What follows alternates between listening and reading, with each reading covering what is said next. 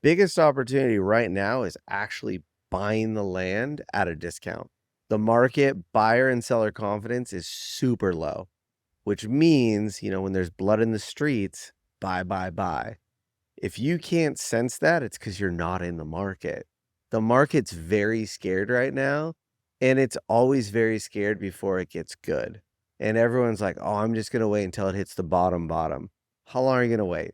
Get in the game, make the plays, and you can't do anything when you're sitting in the stadium instead of on the floor.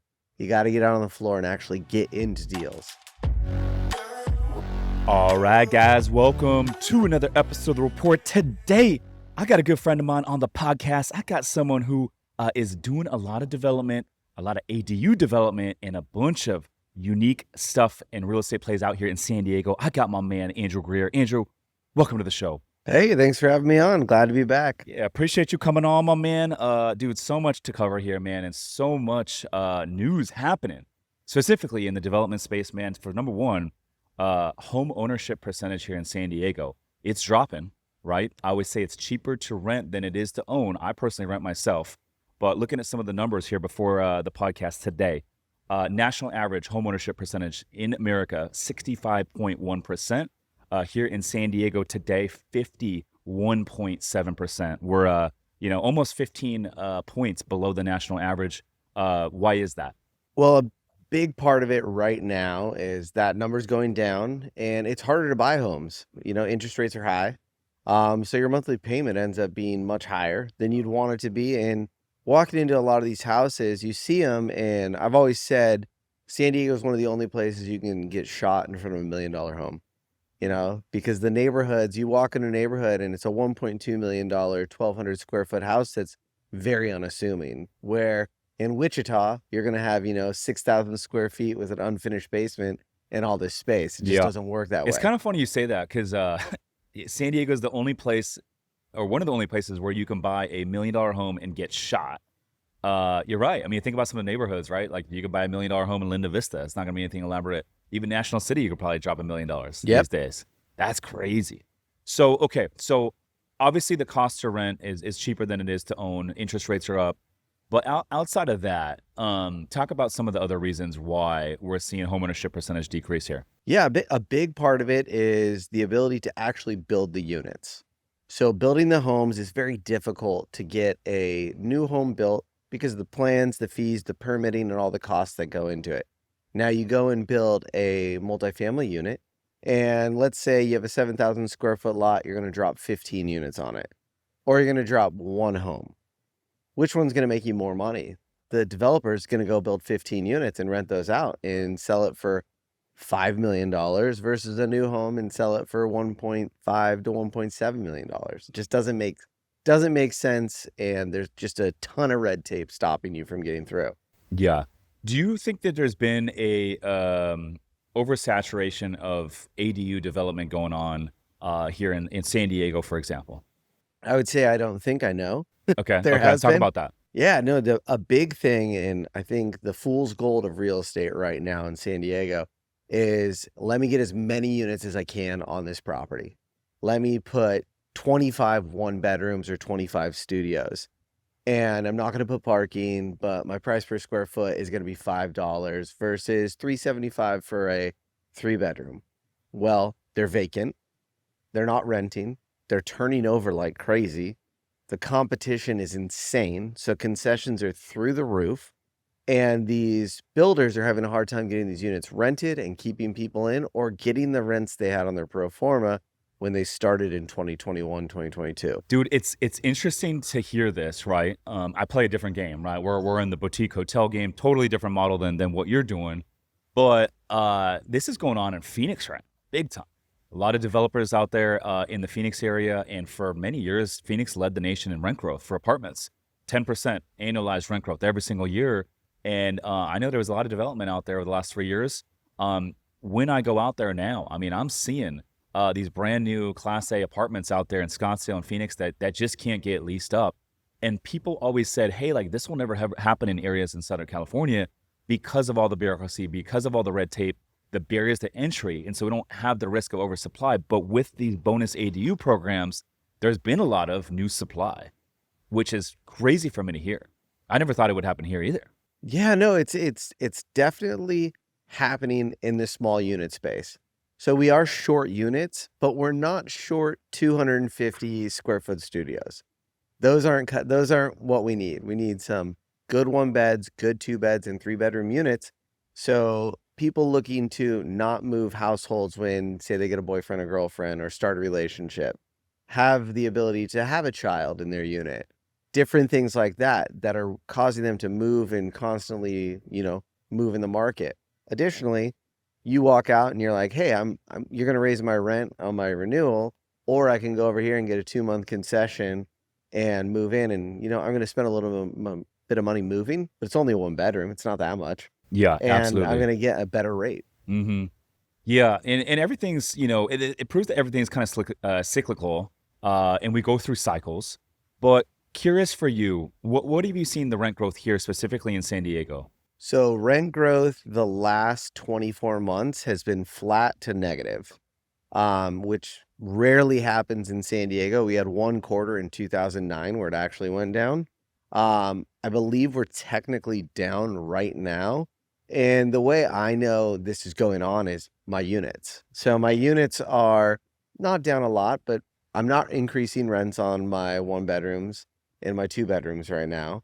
I am flat for the last 24 months. Yep. Some of them are You just want to get the down. renewal. Yeah, I'm actually hoping some people renew, while others, it's just a game to get people in the door. I'm offering concessions, and we're in a good place now. But for a while, we were, thinking like it was 2 years ago, and lost some tenants.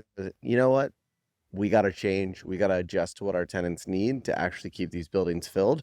And we've been successful, but no increases. Dude, it's funny you say this because so I live in a high rise at Simone here in Lida, Italy, and first lease for me was 18 months, and then they hit me with the renewal early last year, and they pushed my rent very, very slight, like a couple points, nothing crazy. And I give them a notice that I was going to move to another building. It was the new Lindley building out here. And when I did that, they threw everything at me, including the kitchen sink, to keep me there. So they offered to take me out to dinner. They said, "Hey, we're gonna actually give you a free month if you renew, and we're gonna lower your rent." And all I told them is I was gonna move out, and they literally reduced my rent. They gave me a free month and offered to take me out to dinner. And so it goes to show. And then now we're seeing all these cranes downtown. My building leased up, new construction, about 440 units. It leased up in summer of 2023 in pretty quick time. Like, I was impressed. They leased up the entire building in like 12 months. Now you see a ton of cranes going up. And there's another 4 high rises within a 5-block radius that I can see right off on my balcony that are either just completed or just about to complete. And I have a feeling that those places are going to really, really struggle to lease up because they're all coming online at the same time. This neighborhood's only so big, and the amount of people that can afford, to pay those kind of rents in this economy today is lower than what it was 2 years ago, 3 years ago. So I think we're going to continue to see some, rent to pull back, at least here in San Diego. Yeah, the luxury market is by far hit the first and the hardest. And there are a ton of buildings. I mean, West is open. There's another one open next to West. There's other buildings everywhere. And there's no affordable aspect to them to actually get them filled. They have their affordable units they have to get their unit count. But it's going to be real tough to finance those buildings out, get the loans where they need them to be in a position to keep it in the portfolio. So we could see some buildings trading hands, I think. Mm-hmm. I know the building I'm in, they just sold to Blackstone about 6 months ago. But they came in, they entered at the right time. They got in, they beat everyone else to the party, leased up, and then they successfully sold and had a nice exit to Blackstone. Now these other groups, they're a little bit late to the party. And it's typically I know Grant Cardone says this all the time. He said builders lose all their profits at the end of the cycle when they're late to the party. And we're talking about Class A luxury high rise. This is different than what you're doing, but those projects are hard because it's a big buildup, and then the lease out phase is 12, 18 months. Yeah, and you can really smoke your deal if you get 10% less rent across the board. That's a big problem. That's a when you big delta. finance it. Yeah. And then, you go over timeline a little bit, that you get some change orders baked in. And right now the rate environment is not conducive with a lot of that stuff. But it's all cycles. And I think if you look at the snapshot development wise, 5 years from today, 7 years from today, it could be significantly different. The amount of permits for new builds across America is at an all-time low. I've been reading articles, and that's not stuff that's in construction now, but like future stuff is at an all-time low that I've been reading. So I think big picture, it's still in cycles. But out of curiosity, when you're building right now in Southern California, specifically San Diego, what is the ideal unit mix? Yeah, so we've really changed up our strategy just from seeing what's hitting the market. And what we're doing is 3 bedroom, 2 bath units, a majority. That's the bread and butter right now That's what we're seeing as the bread and with butter parking. with parking. Yeah, And we're still that's a mixing garage, or that's a good driveway park. some projects with garages right now Okay, and some with carport. okay, So it just depends on the product. If we go into a neighborhood like a Claremont or a Serra Mesa, we're going to put a garage. If we're in a North Park, we're going to put a carport. So, because we're going to fit a few more units in North Park. But I think I was mentioning to you earlier, I had a project we designed in 2021 for 49 units, got rid of the plans and sold it off, and just bought the exact same lot, the exact same layout.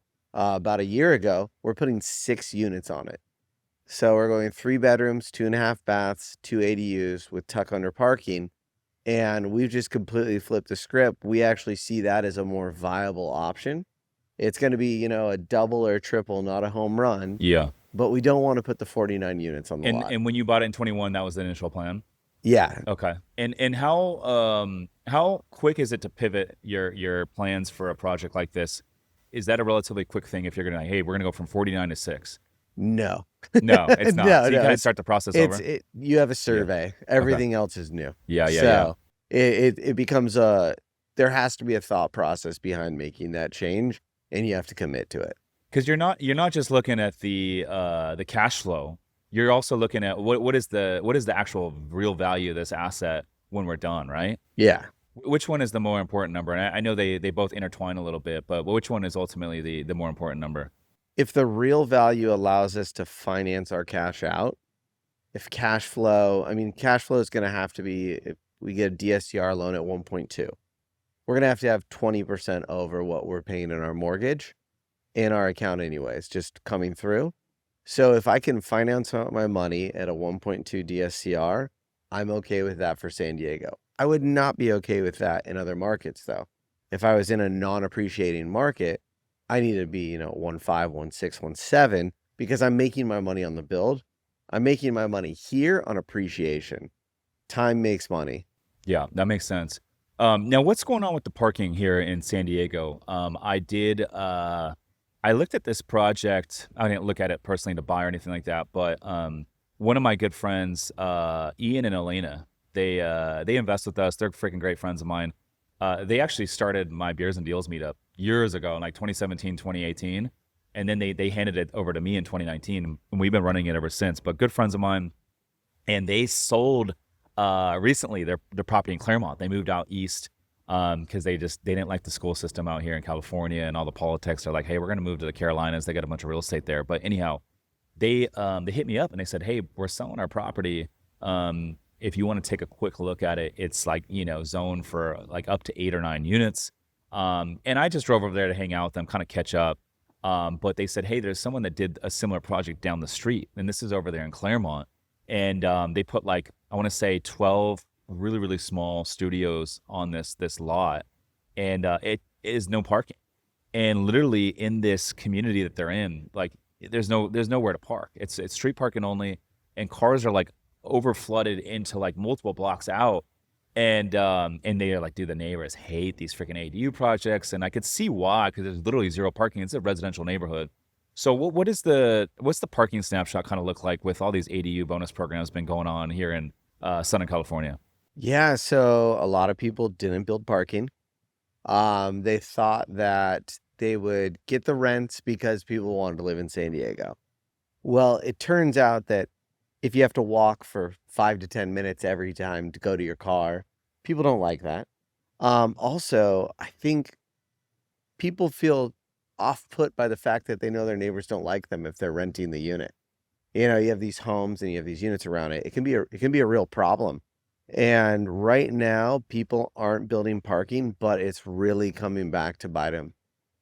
So I'm seeing more projects with parking coming out, some if not none. And additionally, when you're financing, you need to have 50% parking to get better rates. Really? Yeah, it's a The lenders are looking at that they're too. looking at they're looking at your parking. They want to make sure you have 50%.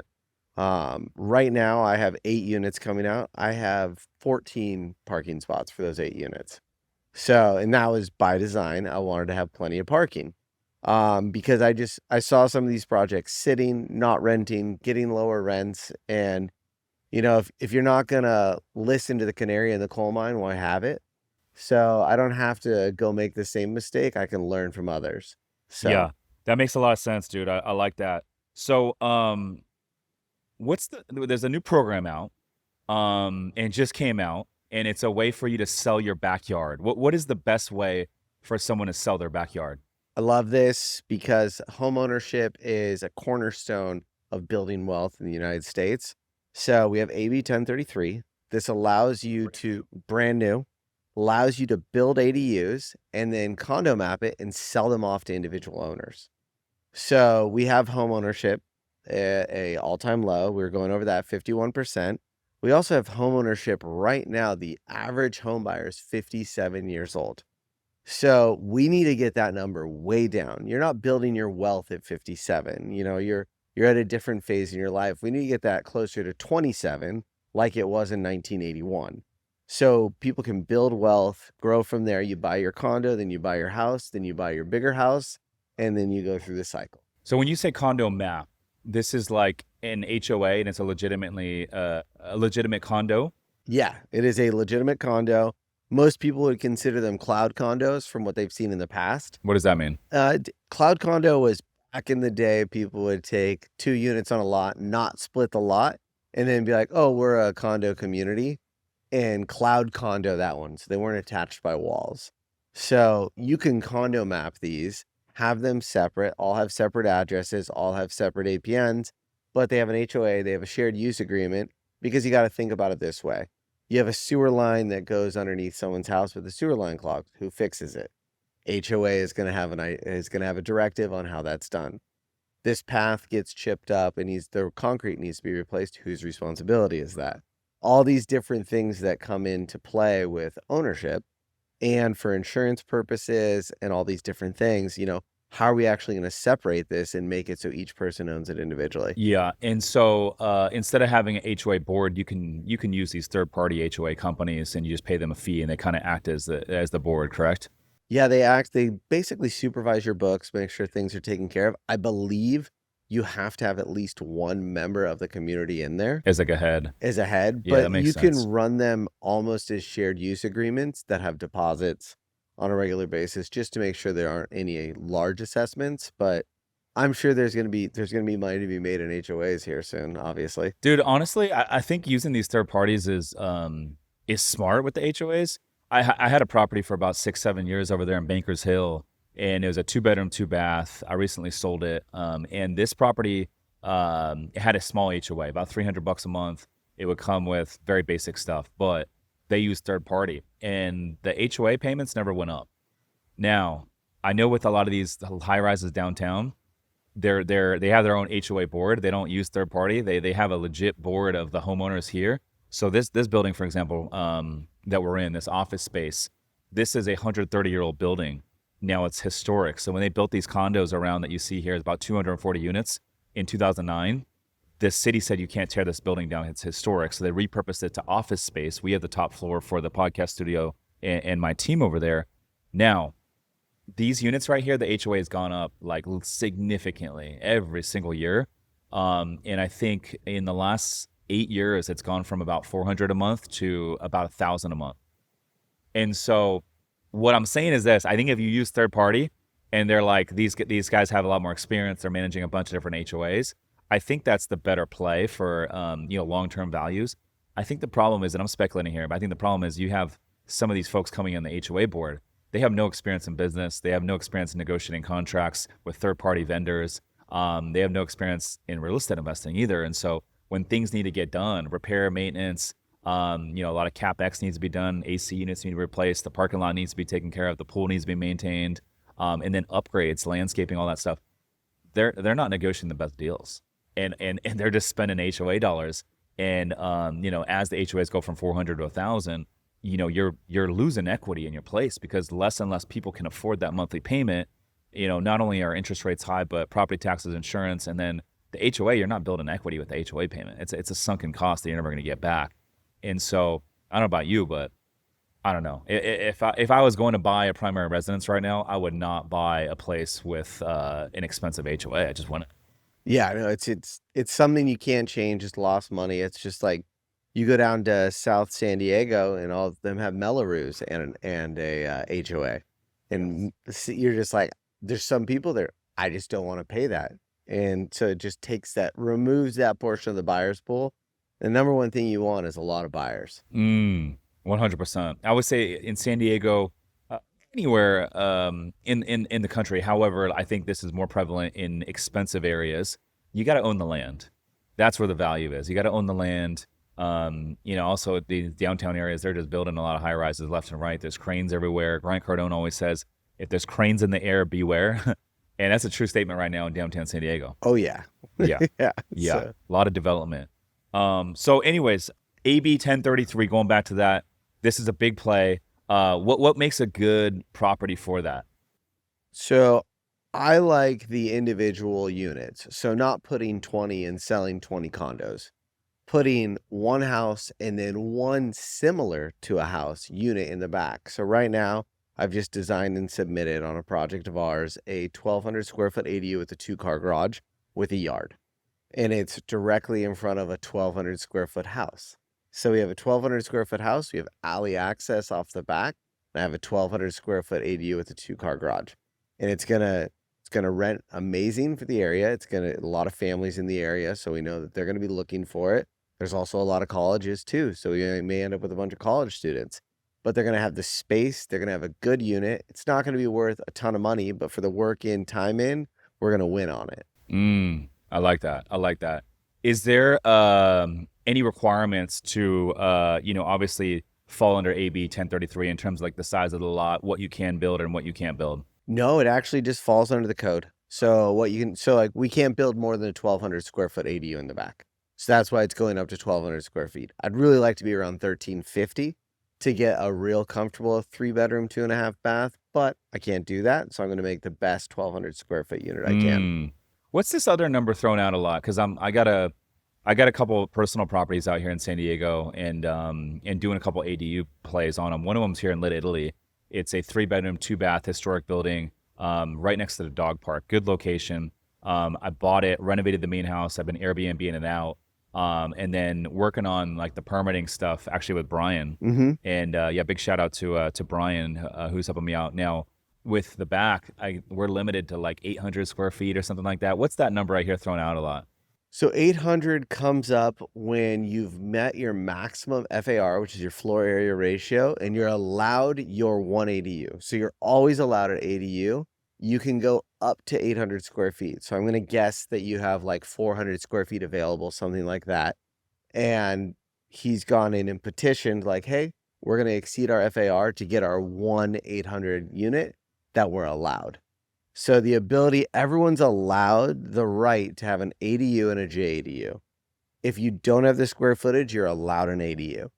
So, and it can only go up to 800 square feet. They won't let you go all the way up to the 1,200, but they will let you get to the 800, which is going to be a nice 2-bedroom, 2-bath. Okay, I got that. That makes a lot of sense. Okay, so I want to switch gears here and talk about a really cool play that you've been utilizing for quite some time now. It's a very interesting play, but this is manufactured ADU play. So basically, you can build an entire unit in like 21 days, start to finish, by providing manufactured ADUs. What the heck is that? It's, you ever seen Trailer Park Boys? No, I have not. Trailers. It's what people think of as trailers, but they're not the same. But basically, we build the unit in a warehouse. That warehouse then delivers it with one of our delivery guys to the property. They can either stitch it together if it's 2 pieces, Or if it's one, you just back it in, connect utilities, do your final inspections, and you're done. And it literally, from the time that the invoice is approved at the factory, they finish is 21 days. Damn. And what is the cost typically relative to a normal ground up development? Right now, we're seeing it be about 40% less. Damn. Yeah. So timelines drastically shorter and 40% less in costs all in. Yeah. Wow. Yeah. A lot of advantages to it, to get deals done fast and get good rentals in places and sell your backyard. So do they have 2-story pre-manufactured ADUs? they do not. Do not. No, Okay. we do not have them because of our earthquake standards. You can get them in Florida, Okay. but you can't get them here. Okay. So in Florida, but not here. And then you do something unique. You stucco the outside of these prefab units to make them look a little bit more real. Talk about that. Yeah, the stucco is a game changer. We tie in the foundation with the stucco, line the whole thing up. It looks like a regular unit. Now, we'll have 9-foot ceilings, 8-foot doors. We'll have windows that go up to 56 inches in some places. So that way you have good exposure, good light. It lives like a house, high ceiling plate. And then when it's stuccoed, you can't even tell. Legitimately cannot tell. That's so good, dude. Yeah. That's so good. And what's the difference in terms of like the permitting and the entitlement process? Beautiful thing here, they're either state approved or federally approved units, depending upon the manufacturer you go with. We've done both. So the plans are fully approved.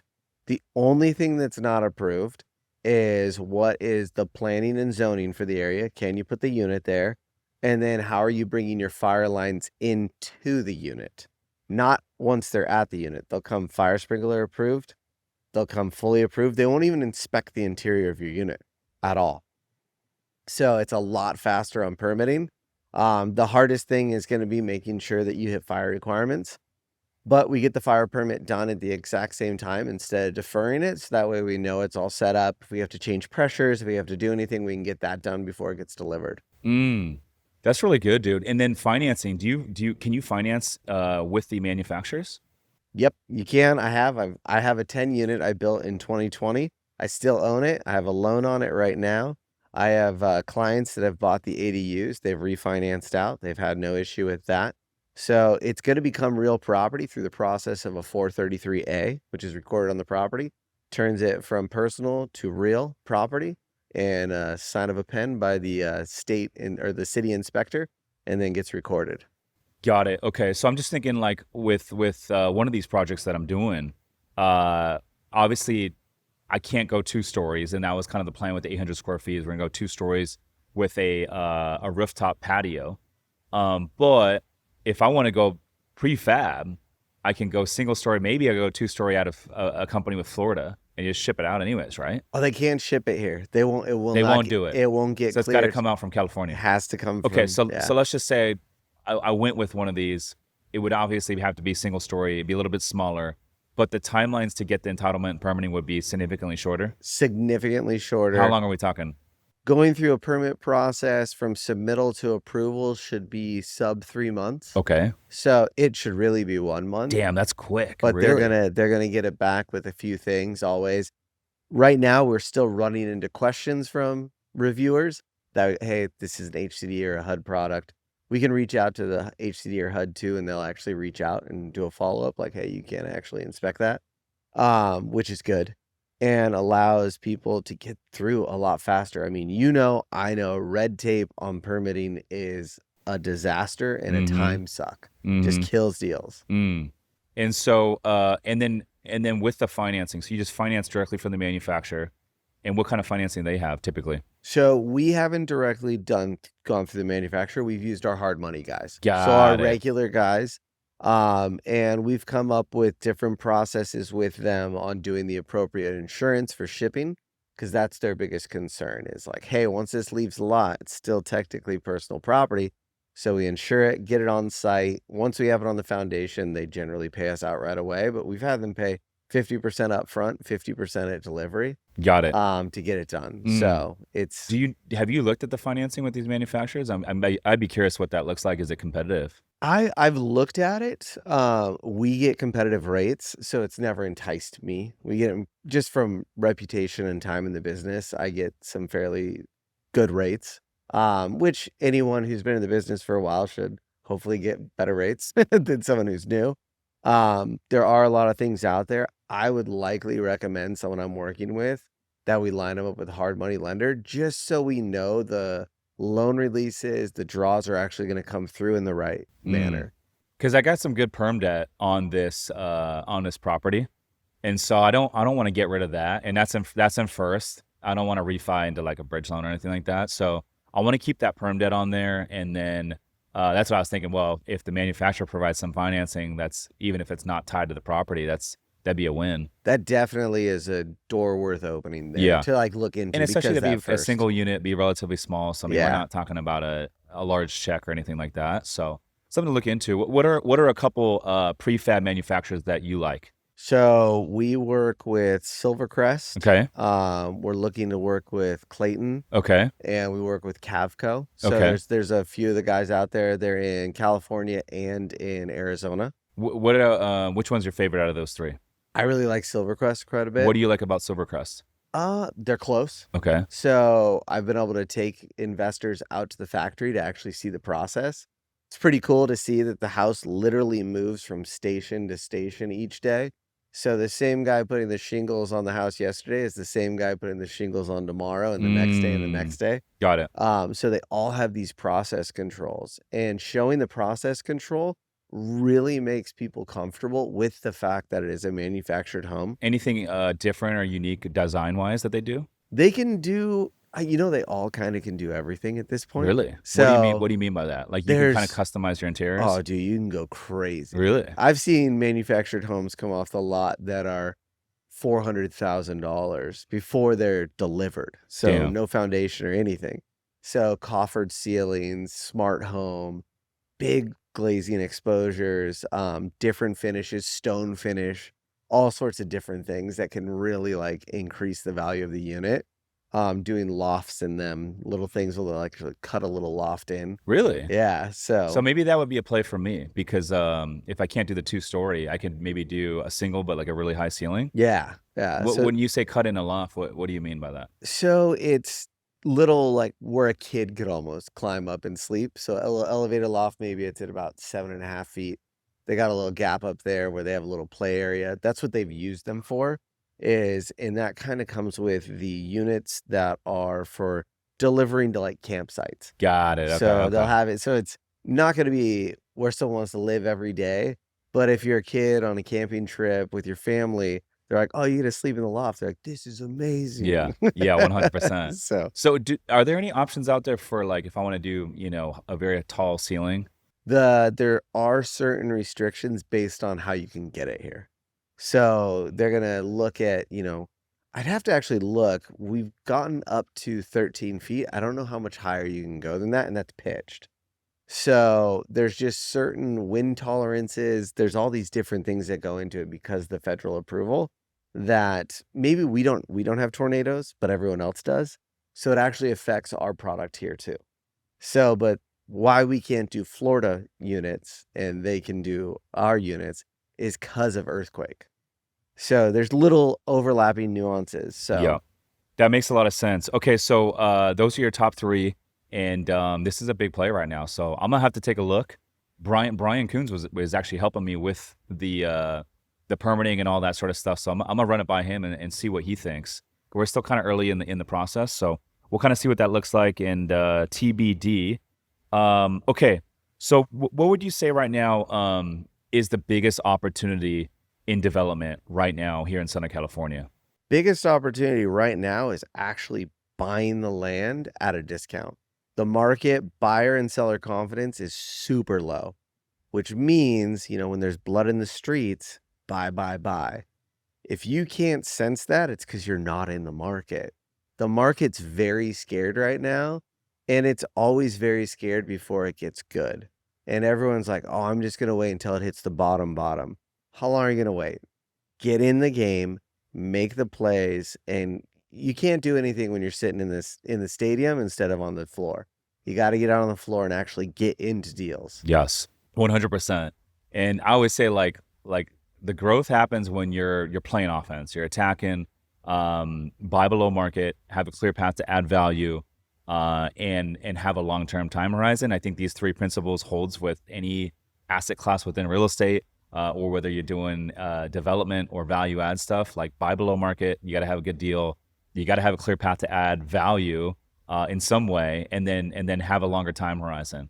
If you're not married to a 1 or 2 year exit, you should be good to go. A lot of the stuff that we buy, we have a target, 10-year time horizon, which gives us plenty of runway.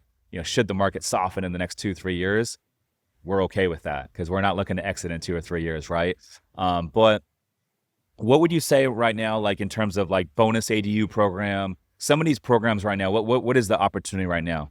I think bonus in San Diego, where you don't have to go out and buy more land. You have an asset that already makes money. So you have a house there. Maybe it's not going to cover your whole mortgage, but you can avoid paying your full mortgage every month because you have a tenant in that unit for you. Then you're going to take that backyard and you're going to add your unit, whatever your play is. I recommend going less units, better parking, better amenity. So that way you can compete against all the other units. But getting those units in there, if you already own the land, you're going to build it, let's say $350 a square foot, but the neighborhood's selling at $750 a square foot, and you already bought the house. So you're not paying for all that land on top of that. It's already in your deal. So it's going to be at $350 and it's going to be worth $700. It's a $400 spread right there. And if you can do that over and over and over again and time it out and reduce the amount of cash you have out at any given time because your other tenants are paying you, it's just going to make it a lot easier for you to grow. Yeah, that's really good. And so in this example, would it be a primary residence? It could be a primary residence. It could be where you live. I would never put an ADU in my backyard. But I think for somebody trying to get in the game, Yeah. It's hey, better than like house hacking and having roommates. I You know what I'm 100% saying? agree with that. Yeah. And especially you set up some of these properties like you alluded to, you have a back alley access for the ADU. So it's like they're not even kind of coming on your side of the property. I can see that. Now, okay, so if someone's listening to this right now and they're looking to buy their first property, right? And this is probably gonna be a primary residence. They want to go use a primary residence loan. What is the best play for them to get into real estate ownership, home ownership, especially if they don't mind having an ADU with a neighbor or a tenant in their backyard? Yeah, it's find the lot that has the space to actually put the unit in it. And you also want to think about it. You're not always going to live there. So you want to have a unit that, hey, I want in 10 years, the next person that buys this home to be like, hey, I'm fine living in this house and getting rent off this back unit because I still have a little yard area. I have my privacy. I have all these things that are still part of home ownership, but I get $5,000 a month in rent out of my backyard. Huge. Yeah. And Huge. it's very doable here in Yeah. San Diego. And by the way, primary mortgage or primary residence home loan, you're going to get in with way less down. You could even do FHA 3.5%, and then figure out a creative way to get the funding to build the ADU in the back, and then now that rent's going to cover a good portion of your rents, your mortgage payment. You don't have someone living inside your house, but you might have someone living in the backyard. And that's a great way to kind of start building wealth. I mean, this might be the easiest way for the everyday person to become a millionaire. I mean, you let time do its thing, and 10, 12, I would say in San Diego on average, every 12 to 15 years, real estate doubles like clockwork. If you go back and look at the history of San Diego over the last 60 years, everything doubles every 12 to 15 years. So if you get in with low to 3.5% down, you build the ADU. If you just don't do anything over the next 12 to 15 years, that property is going to make you a millionaire. 100%. And everyone knows and looks back at somebody and says, how were they so smart to buy that 25 years ago?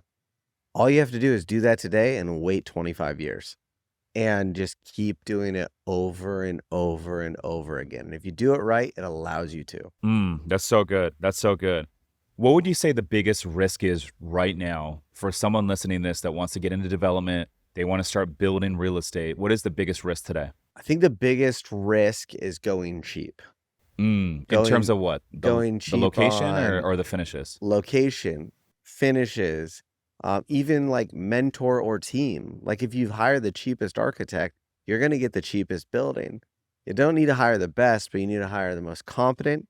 And you need to make sure that you're making decisions, not necessarily, let's say, with like your family who's not in real estate, but like your community. You have a community, I have a community of people that we work around. So that way we can bounce ideas off of in real estate, not our, my uncle who, all my uncles are in real estate. So we'll say my Yeah. aunt Yeah. that isn't in real estate. I'm not going to take her opinion on this. I'm going to go to people I know, like, and trust that are in the business and have done it. So I think getting knowledge from those who know, and then making sure you're in the game, and then just realize you always pay for it, whether you pay for it by being cheap and then getting a bad product, or you pay for a good product and get a great product. Yeah. I always say location's that one thing that you just can't replace. And my progression as I've gotten more experience as a real estate investor is to, go into the sexy locations, the higher growth areas, because I really believe that the way to build true long-term wealth in real estate investing is to buy in great locations and let time do its thing, right? We can add value by pulling different levers, and that's great in the short term. But if you have a long-term time horizon and you buy in great locations, and by the way, the Federal Reserve it's a stat. The Federal Reserve has printed 80% of the money supply in the last 5 years. I think there's going to continue to be inflation long term. I think the government's going to continue to print money long term. And so I think if you're buying in great locations, and by the way, if you're buying in great locations, it's easier to hold those assets. A lot easier. You're going to get a lot better tenants, or if you're in the boutique hotel game, you're going to have a lot better guests that are paying higher ADRs. And it's going to be a lot easier to hold those assets long term, let time do its thing, let inflation do its thing. And then, 10 years down the road, 12 years down the road, you have a nice fruitful exit, or maybe you end up holding these things for 20, 30 years, and that's okay too. But I think for me, the location is number one. Yeah, there's only so many linear feet of coastline to build off of and what's right behind it. So yeah, location is key. I haven't always been a location guy. Admittedly, I was a path of progress guy for a long time. So wherever progress was going, I was investing. I made some pops on that, but I'll tell you this, I am very much so a location guy now. That's good. That's good. So the average millionaire is 57. The average billionaire is 67. The average homeowner is 57. You dropped that before the podcast. Elaborate on the average homeowner being 57. I didn't know that was a thing. Yeah, this is a scary stat that's happened over the last few years, and it really ties into the fact that we're just not building enough housing. You said earlier that permits are at all-time low right now. We're 24 million units underbuilt in the United States. You can't turn that on overnight. What that's done is it pushed up the ability to buy. It made it more difficult. So now the average home buyer is 57 years old, where in 1981 it was 27 years old. So that's how much the market shifted. We're going to have to do something to change that. I think it's loosen red tape.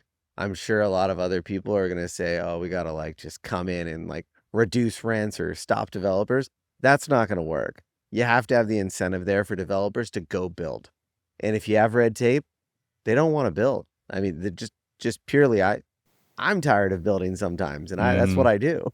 Yeah. So it's just really pushed the market in a bad spot, and it's made it more and more difficult as interest rates go up for individuals to get into homes. And it has to adjust, and I believe the answer is reducing red tape.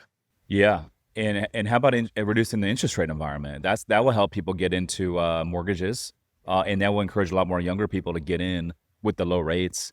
I wouldn't want to lock up a primary residence right now at 7%. 7% is very scary for most people. And then additionally, I mean, I don't know if you heard the 50-year mortgage. Yeah. That got floated out there. I've been seeing some stuff on that. What's the latest with that? I don't know what's going to happen with that, but that sounds very scary to me, just because it feels like it saps wealth. It stops the wealth creation by having the pay down be so slow. That said, if you can't buy a home and your option is to get a 50-year mortgage, I don't want to be the one to tell you that you shouldn't do that. So it's an interesting opportunity. I'm going to save all of my thoughts on it because I don't know yet, but I think that it would clearly stimulate the market, which at the same time is just going to raise prices. Yeah. So Yeah, it will definitely heat up the market for sure. The truth is most home buyers don't pay off their mortgage. If they do a 30-year note, even a 15-year note, they never pay them off. They end up selling or refinancing along the way. And so I could see that, being a thing, but I would like to see the interest rate environment normalize first. And then if we need it, then bring that out. But I wouldn't roll to that now. And I know the 40-year has kind of been a thing. Maybe something in the middle would be good, 40. But the truth is, man, 30-year AM, 50-year AM, it doesn't really reduce your payment that much. no, It's not anything crazy. No, it's nothing that crazy. Bring the rates down from where they are now to where they were. I don't think we need 2021 numbers. No. 2.5, but like I think something in that high 3s, low 4s would be great right now. Yeah, I think they said that the stat is 3 million buyers come into the market at 5.5. So that's and this is across the whole country. That's across the country. Okay, so that's about 1% of the population. Yeah, so they said that's how many more people would be opened up to enter in, and I think it's another million per half point after that. So it's a lot of people waiting on the sidelines. And I say this too, if you don't have to wait on the sidelines, you can get in now. Get in at the high rate before the rates drop, then refinance. You don't have to compete against somebody if you're already on the asset. Yeah, no, that's really good. That's really good. Yeah, it's interesting to see what happens. It will be interesting. So we had the Fed come out, announce a couple rate cuts back to back here recently. The 10-year Treasury jumped, but we'll see. You think we'll have one in December? I think so. It feels like it. And what are you forecasting in terms of rate cuts for 2026? How many basis points? I would think we have to go down 50 basis points at least. Yeah. I had Kenny Simpson on the show last week. He said December we'll see a cut, probably 25, and he's very confident we'll see 100 points or 100 basis points worth of cuts in 26. Yeah, 100 basis points worth of cuts makes me nervous because that means that we have a lot of issues going on in the marketplace because they're really trying to fix the problem. But fun fact, this is the longest Fed induced recession in prices by increasing rates ever. It's 36 months. Yeah, it's been more than that, bro. It's The first rate hike was like February of 22, if my memory is correct. Yeah, we're almost in February of 26, so it's almost 40. It's gonna be 48 months. Yeah, freaking crazy, right? It's the longest induced by the Fed ever. Well, I wonder what the second one was. How long? Yeah. I have a picture of it on my phone. It was at a keynote I went to. Yeah, that's crazy, dude. So, yeah, I mean, if what Kenny's saying is right, that would be basically 175 basis points worth of cuts in about a year, 12-month span. That would definitely heat things up and, solve a lot of the issues right now that we're seeing. Liquidity is an all-time low. The way people re-up on liquidity is by refinancing their primary residence. No one's been able to refi for, almost 4 years. And so, it'll be interesting to kind of see what happens and how we navigate out of this. Andrew, dude, I appreciate you coming on, man. Big fan of everything you're doing, dude. And congrats on all the success. Where can the folks get in touch with you if they want to learn more, attend your holiday party, join your community, all that good stuff? Yeah, so bestholidaypartyever.com is our party. That's a good URL. Yeah, it's December 3rd. All of our proceeds go for Toys for Step. It's a similar to Toys for Tots, but here in San Diego, as well as a local church and a few other different charities. You can always catch me on Realty Entrepreneur on Instagram, easiest way to find me. And then realestatecheatcodes.com. If you're looking to get some mentorship and get into investing, we can help you out with that. I love it. He's Andrew Greer, always looking fly. I'm Rich Summers. Listeners, thanks for tuning in. We'll see you guys on the next one. Peace.